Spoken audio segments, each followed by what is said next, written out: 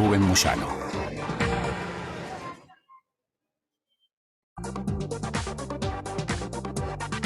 Bueno, seguimos en este programa en donde estamos, un montón de, bueno, de comunicaciones, de comentarios, y sí, la gente está bastante caliente con este tema, ¿no? Bastante caliente. Pero no todos, ¿eh? No todos, porque vos fijate que si hace 35 años, ¿no? Desde la apertura democrática para acá, intendencia siempre del Frente Amplio. Si no me equivoco, o no. No, menos, 30 años. La primera fue Tabaré Vázquez, la de Tabaré Vázquez. Bueno, lo cierto es que más del 50% votan a esta intendencia. Sí, hay algo como de secta, ¿no? De fanatismo electoral, de secta militante. Gran cuota parte de culpa la tiene la propia población montevideana.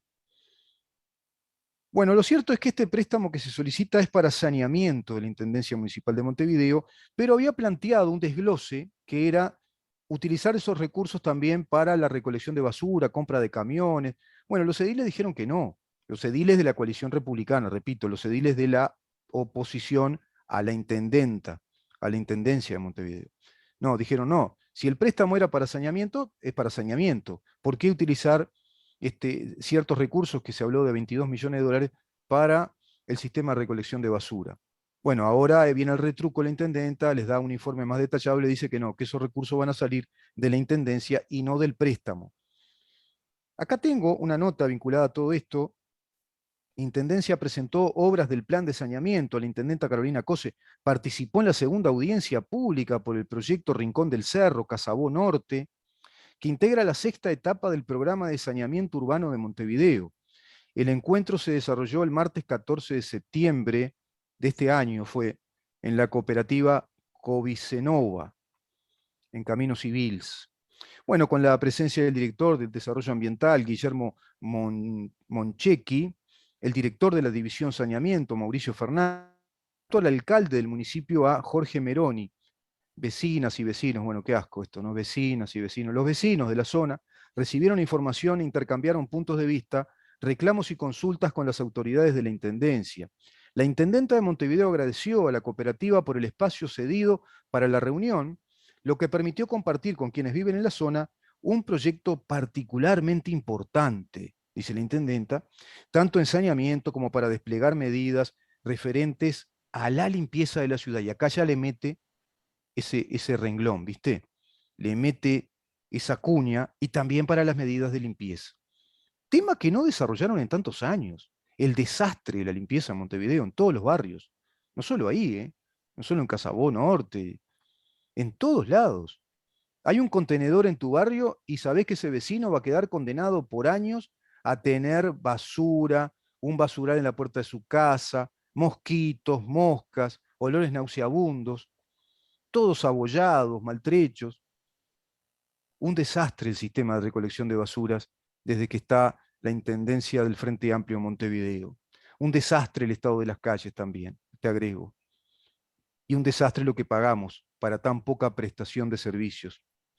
Bueno, la intendenta dice que todo esto forma parte de un préstamo de 70 millones de dólares que impacta en Rincón del Cerro, en Casabó, en la zona del arroyo Mataperros y a todo Montevideo en lo que se refiere a la limpieza. Fíjate vos que acá quería de un plumazo limpiar todo con la plata de todos nosotros. Pido un préstamo y más o menos hago los deberes de hacer un plan de limpieza que me imagino que es más o menos. No es un plan acá, siempre la estamos atando con alambre. No es un plan estructural, realmente pensado, profesionalizado, de un sistema estructural de limpieza que venga para quedarse y que nos olvidemos del problema los montevideanos. No, no existe. No está en el vocabulario de esta gente que nos gobierna Montevideo. Hacemos un poquito ahora, y siempre con préstamos, con préstamos.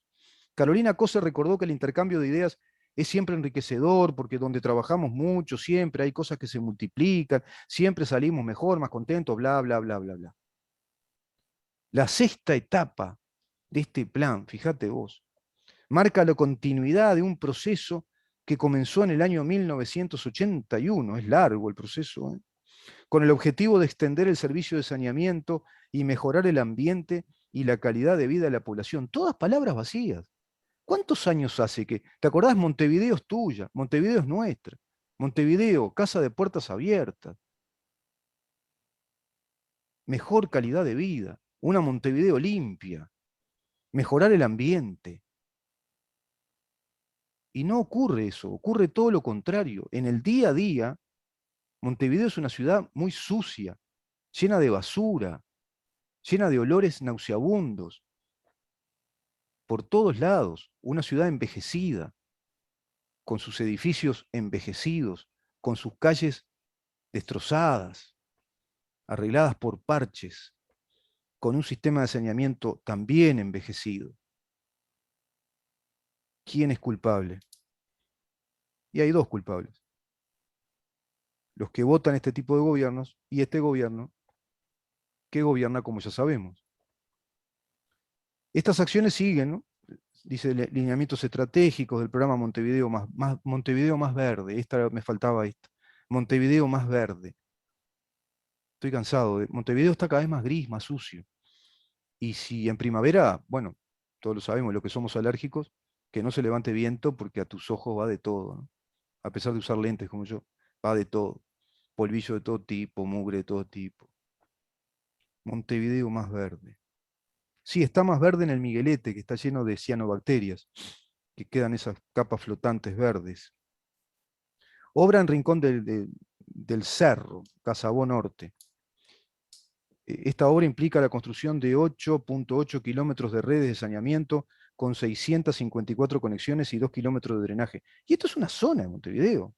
Imagínate el resto. ¿Qué dirá Rafo? ¿Qué dirá Rafo, quien compitió por la Intendencia de Montevideo? ¿Qué dirá de todo esto?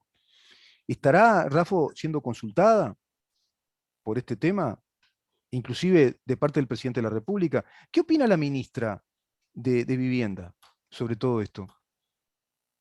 La ministra de Vivienda, ¿qué opina de todo esto? ¿Y se le dará el voto? Bueno, ustedes ya saben, de acuerdo a lo que yo analicé, si ese voto es otorgado por los ediles, es porque eso está mandatado desde arriba, tanto desde el Partido Colorado, Partido Nacional, y ahí te queda claro que hay un pacto, porque es contradictorio el mensaje político para los uruguayos. Por un lado hablamos de austeridad, hablamos de cuidar las finanzas públicas, el gobierno viene a establecer una regla fiscal, pero por otro lado tirás la plata, porque Montevideo es Uruguay, es la capital del país y lo que gasta Montevideo repercute en las finanzas nacionales y en la vida de 1.300.000 montevideanos. No es poca cosa, pero también son culpables aquellos que se presentaron débilmente a las elecciones municipales con una sola candidata compitiendo con 3 candidatos de una fuerza hegemónica en la capital de Uruguay. ¿Qué pasó ahí? Poca previsión, falta de voluntad política para obtener definitivamente la ciudad de Montevideo, que hubiera sido importantísimo, y complementar una tarea de gobierno que cambie el rumbo del país. Bueno, no se hizo, no se hizo. Las estadísticas fiscales muestran que el año pasado el sector público no financiero tuvo un gasto primario de unos 18.300 millones de dólares. A eso hay que sumar el pago de intereses, que fue de unos 2.000 millones de dólares. En total, entonces, estamos hablando de un poco más de 20.000 millones de dólares, que son equivalentes aproximadamente al 34% del PIB del año pasado. Mirá el gasto que tenemos en el funcionamiento del Estado. Mirá el gasto. Y eso no lo podés desmontar si no achicás el Estado. Vos no podés bajar un modelo tributarista de presión fiscal con un Estado tan grande y además tan ineficiente, que genera eso que los economistas llaman el costo social. Trámites para acá y trámite, y 4 o 5 trámites para de pronto habilitar una pequeña empresita, o trámites porque te atrasaste en el pago de tal cosa, trámites en la salud pública, trámites para solicitar cuántas personas. Tengo un amigo pobre que todavía está sin tener la jubilación por enfermedad y enfermedad profesional, que está perfectamente consagrada en los convenios internacionales de trabajo, el elenco de las enfermedades profesionales. Bueno, una enfermedad operado de los hombros, de los 2 hombros, con prótesis, con dolores crónicos, tiene una jubilación temporal o una pensión temporal y no se le dio todavía de parte del BPS una jubilación por enfermedad. Es increíble, ¿no? Y un organismo que suma en este gasto, suma mucho en estos miles de millones de dólares de gasto para el funcionamiento del Estado. Si habrá que seguir achicando el gobierno, el Estado, si habrá que seguir achicando el Estado, porque ese Estado, si no te cobra carísimo. Como diría Federico Astiat, muchos le piden al Estado, muchos le piden muchas cosas al Estado, y el Estado le saca mucho a todos. Es claro, ¿no? El Estado le saca mucho a todos, porque el Estado, te repito, no es una industria. El Estado no fabrica riquezas. El Estado no produce jabones, ni muebles, ni electrodomésticos, ni computadoras, ni camisas, ni pantalones, ni autos, ni motos, ni bicicletas, ni maquinaria, ni rulemanes, ni piezas para maquinaria. El Estado no produce. El Estado no produce soja, no produce trigo, no produce carne, no produce leche, no produce productos lácteos, valga la redundancia. El Estado no produce riquezas. El Estado administra. Y las riquezas que produce, o las fuentes energéticas que produce, las produce mal, porque son muy costosas. El combustible, la luz, el agua, como son monopolio, producen según el interés que hay de la demanda y cotizan según el consumo e interés que hay de la demanda. Pero ahí hay que hacer números finos. ¿Cuántos empleados administrativos tiene UTE? ¿Cuántos empleados administrativos tiene OCE? ¿Cuántos empleados administrativos tiene ANCAP? ¿Son necesarios? ¿Cuántos empleados tiene hoy el puerto de Montevideo, puerto público? ¿No será hora de que el puerto sea privado, como pasa en grandes partes del mundo? ¿Por qué el gobierno no sincera más eso y habla claro? Pues si no, después escuchamos también versiones idílicas de los pobrecitos trabajadores que se allanan al acuerdo de trabajar. ¿Trabajar qué? Haciendo paros, como el paro de 72 horas, destrozando un número importante de contenedores de exportación en zafras de exportación, estropeando la actividad de cantidad de trabajadores, miles y miles de camiones parados a las puertas o a las veras del puerto.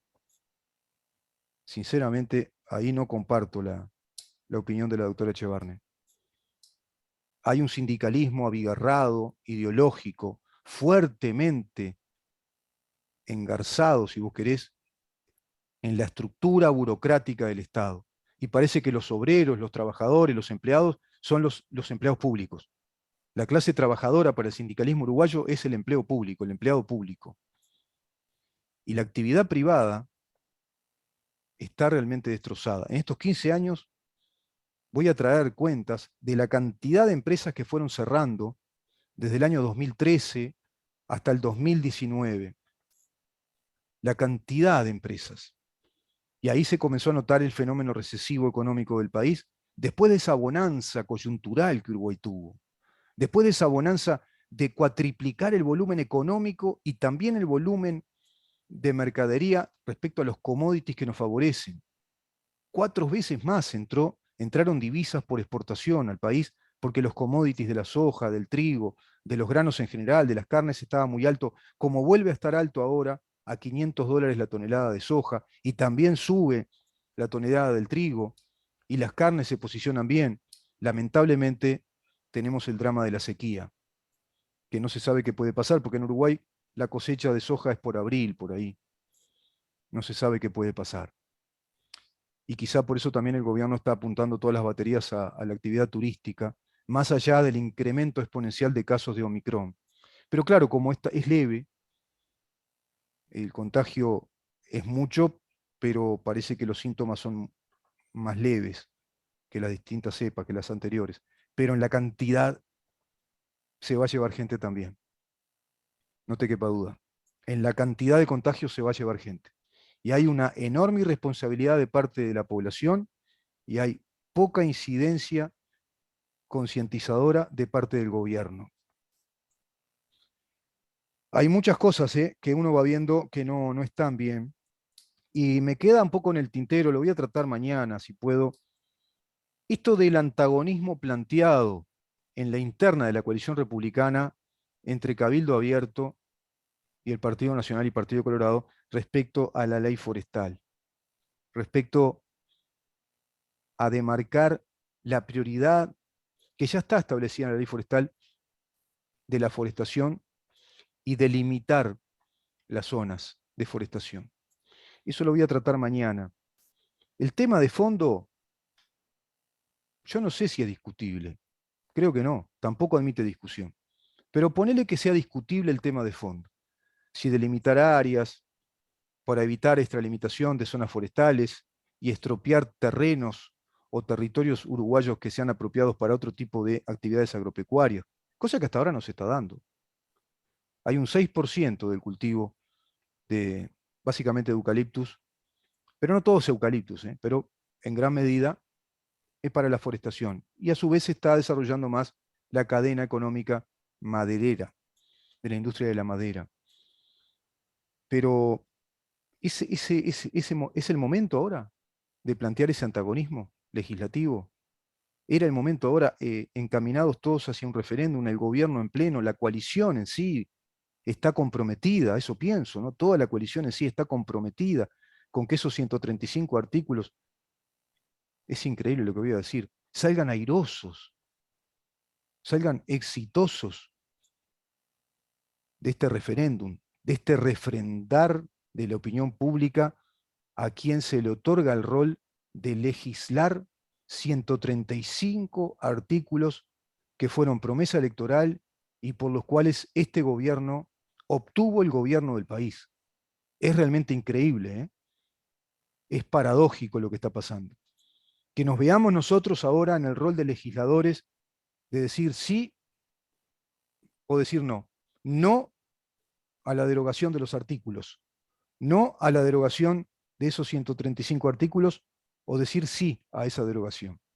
Es increíble que se haya llegado a esa instancia. ¿Por qué no se trabajó mejor en una campaña concientizadora por este tema cuando se emprendió la recolección de firmas?